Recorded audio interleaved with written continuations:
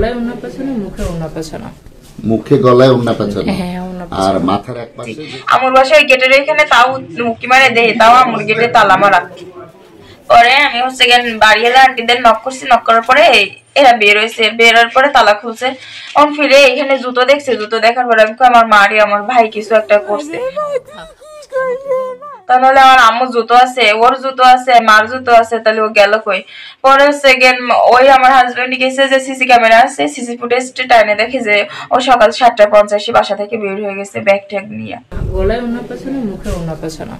মুখে গলায় ওড়না পেছানো, হ্যাঁ ওড়না পেছানো। আর মাথার এক পাশে যে শিলপাটা, এক পাশে না, পুরো মাথার মাঝখানেই বড় আঘাত আছে, শিলপাটা, বা ধারণা করা হচ্ছে শিলপাটার এটা দিয়ে মারা হয়েছে। তিনি একটা বদ্ধ ঘরের ভিতরে ছিলেন। পরবর্তীতে পাড়া প্রতিবেশীর উপস্থিতিতে তার ওই ঘরের তালা ভেঙে দেখা যায় যে তিনি ভিতরে মৃত অবস্থায় পড়ে আছেন। তো আমরা খবর পেয়ে আসার পর ক্রাইম সিন প্রোটেক্ট করার চেষ্টা করা হয় এবং আমাদের যে ক্রাইম সিন ম্যানেজমেন্ট টিম সেটা কাজ করছে এবং এই ক্রাইম সিনে যেসব আলামত পাওয়া যায় সেই বিষয়গুলো যথাযথভাবে সংরক্ষণ করার চেষ্টা করা হচ্ছে, যাতে করে পরবর্তীতে এই বিষয়ে আমরা সুষ্ঠুভাবে তদন্ত করতে পারি।